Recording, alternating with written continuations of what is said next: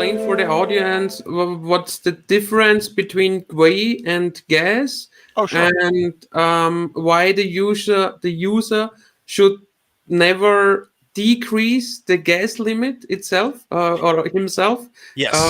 Even better to increase if you would like to play it around with it? Sure. So gas is the unit of computation. So that is how Ethereum counts up the amount of resources that running code costs. And they rebalance this occasionally, so it's not set in stone. There are values for each possible operation. So adding two numbers costs gas. Multiplying two numbers costs gas. Storing state, like starting a stake, costs gas. So what a node does when it goes to execute your transaction is it runs through the code and sort of tabulates, okay, this plus this plus this plus this. This is the amount of gas I am going to use to run this transaction. Then there is a cost per gas in GWEI. GWEI is a billionth of an ether. So, excuse me. So a billion GWEI is one ETH. So a billion GWEI would be $1,700 or something today. So you just multiply those two things. So if it's 10 GWEI per gas and it's 100 gas to do a thing, then it costs 1,000 GWEI. So 10 times 100. So when the GWEI per gas goes up to 100, I think last summer we were seeing 400 and 500, sometimes 600 per right gas. now as well. Oh goodness, I haven't checked recently. Yeah, I wrote it in the chat. It's like if you want to be in the next block, it's 546 GWEI right now. Okay. So you can see how the difference between 50,000 gas and 100,000 gas suddenly makes a huge difference. I mean, it doubles your cost. But if you're doubling from 1 GWEI, at 1 GWEI, But if you're going at 500 plus GWEI per gas, that's going to add up very quickly. Yeah. As an example, there were some instances of folks exploiting or doing arbitrage exploits on various stablecoin platforms, and they were paying something like 1,900 GWEI per gas just to guarantee that they could make that trade and take profit. And they would spend $5,000 or $6,000 to run the transaction, but it was worth it because they could arbitrage $50,000. I assume if you're buying a little bit of Hex, you don't want to spend $1,000 to do that. So the GWEI matters and the gas matters because they multiply each other. So the gas is something that is not in your control. It just takes what it takes. So the Ethereum node that runs your transaction will say, sorry, you need more gas. You need to allow me to use more gas because this takes more gas. So if you're using MetaMask, it will do an estimate against the contract and say, how much would this take? How much gas would this take? And it's running a node, which will try and run through the code real quick and say, oh, that'll take 500,000 gas. MetaMask then tells you this will take 500,000 gas, and it will suggest pricing for you. If you want it fast or at trader speed, you need to pay more per gas. So the gas you should not mess with. If there is a buggy contract or a contract that has a couple of particular idiosyncrasies, sometimes that estimate is wrong. It's too low.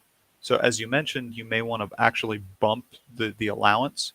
So if MetaMask comes back and says that will take 500,000 gas, it won't hurt you to set that number to 1 million, except if it actually takes 1 million, then you'll have paid the full amount, but your transaction will work.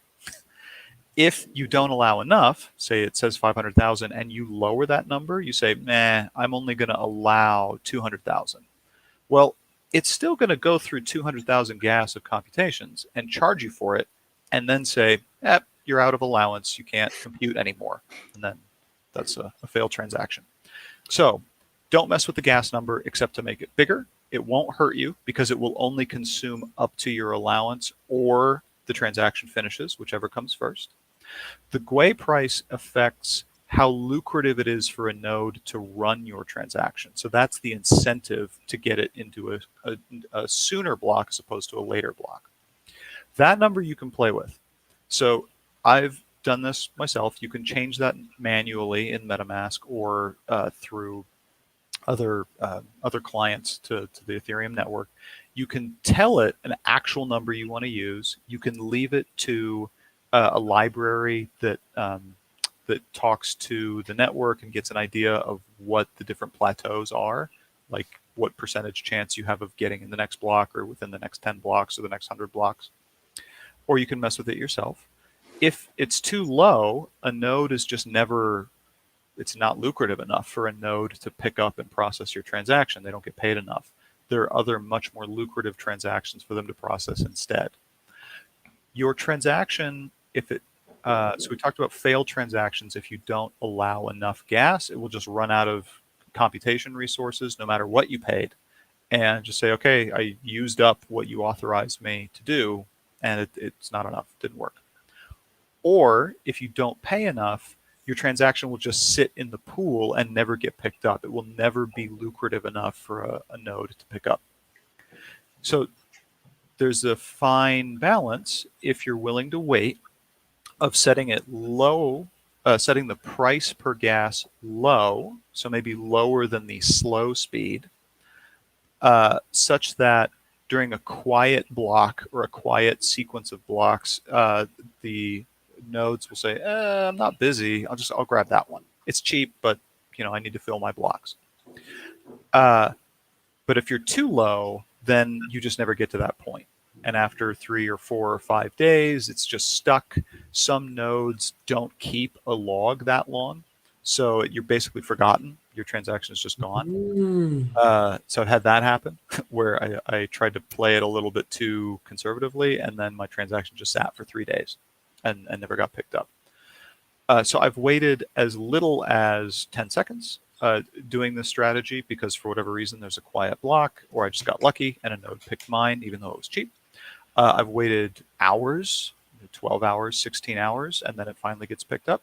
And I've waited 3 days, and then there's kind of an inconsistent state amongst the network where some of them keep that much history for transactions to draw from, and some don't.